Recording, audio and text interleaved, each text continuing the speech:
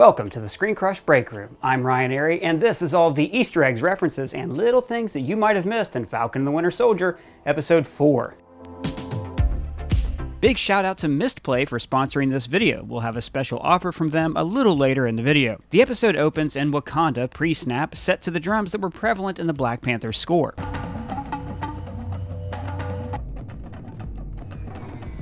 As Bucky's final trial by fire, get it, Ayo speaks the words that Hydra used to brainwash him. Now as she speaks, we see clips of Hydra's Siberian base in Civil War, his fight with Steve in Winter Soldier, the assassination of Howard and Maria Stark, fading into attacking Tony Stark, and ending with him finally recognizing Steve in the Winter Soldier, and the Winter Soldier score undercuts these flashbacks.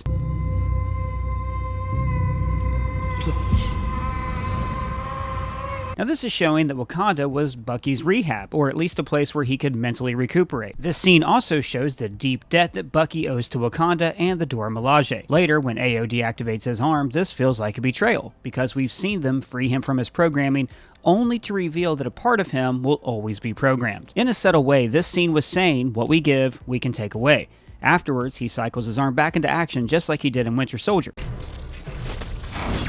Thanks, Buckknife Sabrosa, for that observation. Bucky mentions Shuri, while Ayo mentions King T'Chaka's death in Civil War. She also calls him the White Wolf, the nickname the Wakandan children gave him, but in the comics was the former head of the Wakandan secret police. Then she lays down the three most important words, the words that the Flag Smashers are fighting to hear. You're free. The title of this episode is The Whole World is Watching, which has several meanings. It refers to the Wakandans monitoring Sam and Bucky, but also the way Carly is watching Sarah, America is watching Carly, and at the end of the episode, how the whole world is watching John Walker. Zemo's safe house is between a coffee shop and this place, which translates to Eastern Carpet Chemical Research Carpet Shop, meaning that he lives in the Coffee Carpet Research District. Nope, that's no place to buy a hammock. It's the hammock complex down on 3rd? Oh, the hammock district. That's right. Zemo's hideout has some interesting stained glass windows. Notice the hexagons. Not the beast! But also these bright red hexagrams. This symbol has been used by many Indian religions for centuries, but in Europe it's best recognized as the Star of David, a symbol of Judaism. This made me wonder if perhaps the Zemo family has Jewish heritage. This would be a far cry from Heinrich Zemo of the comics, who was a Nazi. This would also explain Zemo's aversion to supremacists and anyone who felt like they were above someone else. Zemo discusses the danger of supremacists, saying, "The desire to become a superhuman cannot be separated from supremacist ideals." He also name-drops the Avengers and Ultron, but his larger point is that the people who seek power, who feel entitled to power, will always be corrupted by power. Erskine knew this too when he said, "The serum amplifies everything that is inside, so good becomes great, bad becomes worse." And this is why Steve was chosen to begin with. I don't want to kill anyone. I don't like bullies. This is taking this mystical aspect of the serum and giving it a modern-day context. If a nation seeks military strength, it will be corrupted by it, just as we'll see later with John Walker. Sam finds a Flag Smasher hand that's the logo of the group.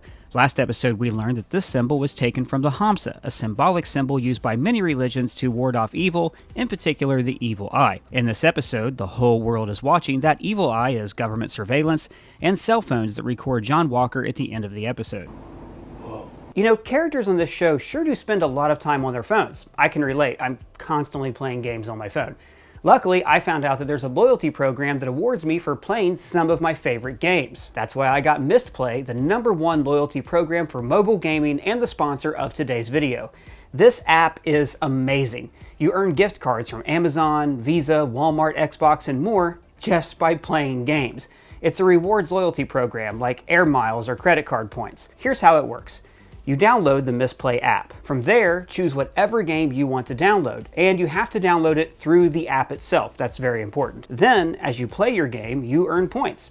I especially like puzzle games like Candy Crush or fighting games like War Eternal. There's also contests and loyalty statuses, plenty of ways to earn more points that you can redeem for gift cards. Mistplay has awarded more than $12 million in prizes to their users.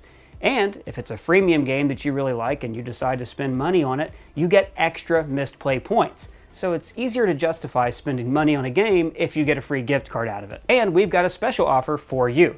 After you download Mistplay, go to the profile page, tap these 3 dots, and select Mist Code. For a limited time only, any ScreenCrush fan who types in the Mist Code ScreenCrush100 will receive 100 free points. Cha-ching! Look, the bottom line is, if you're already playing games, why not get paid for it?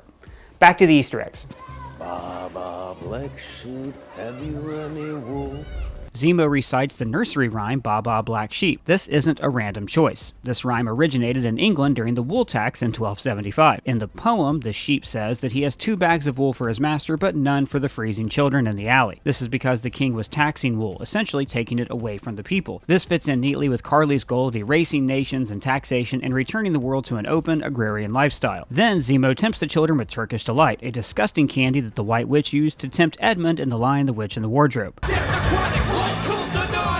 I mentioned this in the last video, but I love Zemo's costume design. The spotted fur of his trench coat speaks to the fuzzy shoulder pads of his classic comics costume, while the trench coat echoes the more recent look from the comics. I started to examine this graffiti behind Sharon, and then I looked up this tag, at Jizor, which turned out to be an Atlanta-based artist, and this is the Krog Street Tunnel in Atlanta, which is known for its ever-changing badass street art. I did look through some recent photos, and it looks like this piece was added just for this show. It's a reference to your mom. In the graveyard, Carly uncovers her stolen super soldier serum, which looks identical to the vials that created Steve Rogers. Once again, we get a mention of fighting Nazis, establishing that they are the one true universal evil that everyone agrees upon. The problem, as they illustrate in this scene, is that now the world is more complicated. The bad people don't always wear symbols to let you know that they're evil. Have you noticed that our caps have actually got little pictures of skulls on them? Are we the baddies? It turns out that Carly's actions have had the opposite effect of what she intended, and now the governments are about to clamp down and create stricter borders.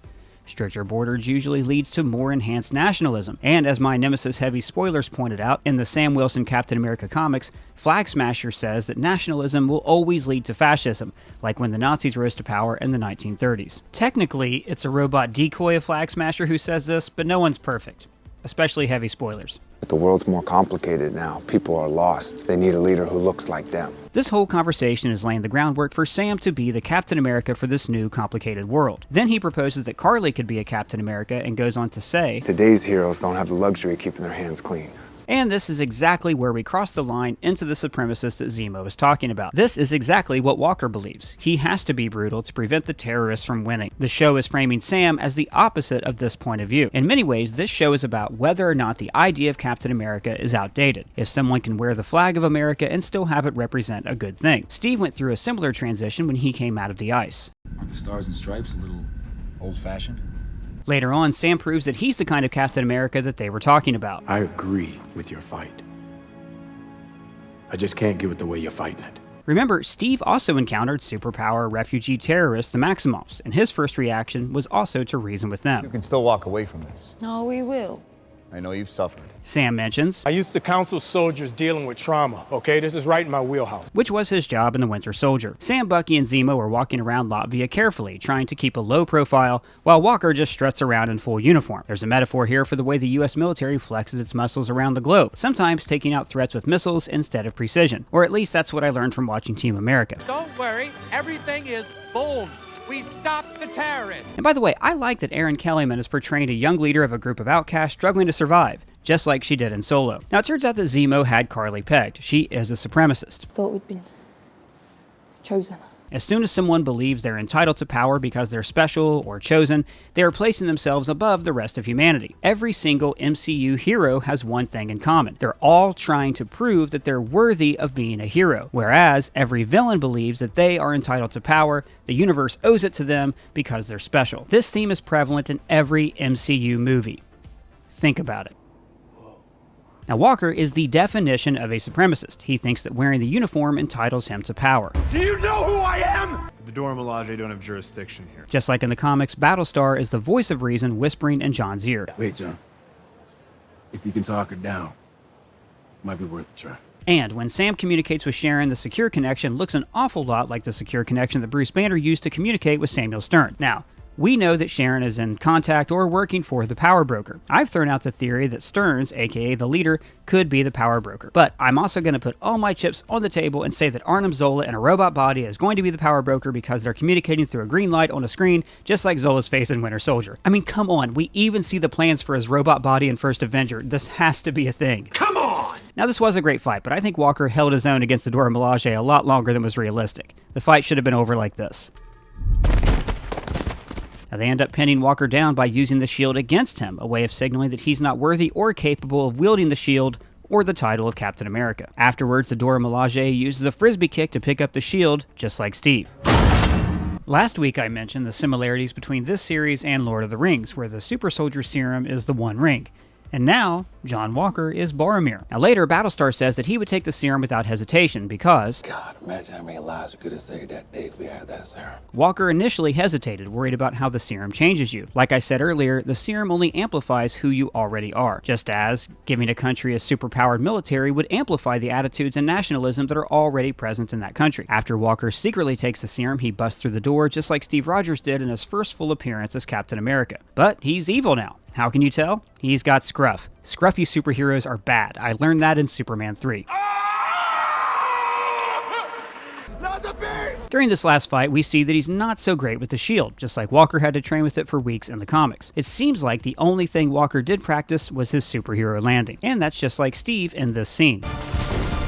This could also be because he's not used to his new strength. Steve had a similar reaction right after he gained his powers. Now Bucky does that cool knife spin from the Winter Soldier. Walker hating knives. What's with all the knives? Could be a subtle nod to Howard Stark's statement in the first Avenger. I'm just not going to attack you with a pocket knife. I see you've played knifey spoony before. And then Carly kills Battlestar. Oof. Walker goes off the deep end, just like in the comics where he went on a revenge murder spree after his parents were killed. Now, when he finally murders this guy in the square, there's a lot to unpack. One, a shield, especially a round shield like this, is by definition a defensive weapon. Walker using it as a piercing weapon is a distortion of its original purpose, just like he's distorting the original title of Captain America. And there's a lot of symbolism here for the use of American military around the world, but also the agency of S.H.I.E.L.D. itself. After S.H.I.E.L.D. became corrupted by Hydra, they went on the offensive with Project Insight. We're going to neutralize a lot of threats before they even happen. And then there's the parallel with Steve Rogers' fight with Tony in Civil War. He held back from using the shield to kill Tony. But even then, immediately afterwards, he realized he was no longer worthy of the shield after using it in anger. Twitter user Alonso GD also pointed out this parallel with John Walker using the shield in Omega Flight number 4. Yes, the classic issue of the beloved series Omega Flight. Also in the comics, Hoskins was originally the new Bucky. So, in a way, Walker lost a Bucky sidekick, just like Steve did. Twitter user Estonian Raider had some great observations about this final scene. This wasn't filmed in Latvia, this is in Prague in the Czech Republic. Now this is actually a statue of Josef Youngman, who invented the modern Czech language. But the base of the statue was altered to include words of the Latvian national anthem, God Bless Latvia. Another way for the show to subtly show that nationalism can be violent and dangerous. No offense to the Latvian people. And this background sign was altered to read Golden Horse in Latvian. That's a famous play that celebrates the culture and nationalism of Latvia, centering on the struggles between light and darkness. That's a great catch, man. I mean, I'm assuming you're not lying because I don't speak Lettish, so thank you for that. The scene is also a metaphor for cell phones filming police brutality. In this case, an authority figure in a uniform letting his emotions get the best of him and killing a helpless captive. Heavy spoilers pointed out that the flag on Walker's shoulder pad is in black and white. Now, traditionally, this means no quarter given or no prisoners will be taken, a symbol of Walker's aggressive nature. But now it's common to see this symbol with the blue stripe in the middle representing the thin blue line. People have used this to show support of police departments in response to the Black Lives Matter protests. When you think about it, this is a very subtle, poignant use of symbols. Also, the symbolism is on point here. The guy who just said he used to be a fan of Captain America until the world became warped. When I was a kid, I was actually a Captain America fan. Got beaten to death by a warped version of Captain America. It's crazy that this scene is on Disney Plus, right?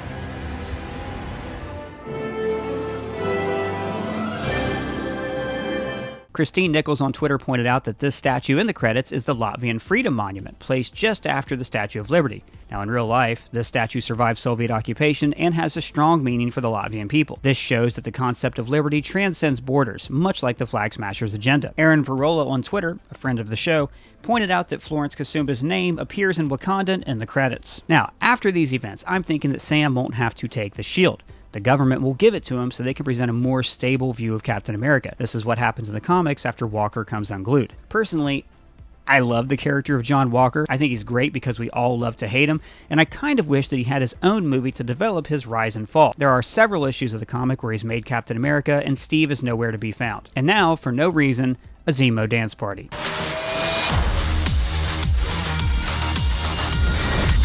Well, that's all the Easter eggs I found, but if you found any, let me know in the comments below or at me on Twitter. And if it's your first time here, please subscribe. For ScreenCrush, I'm Ryan Arey.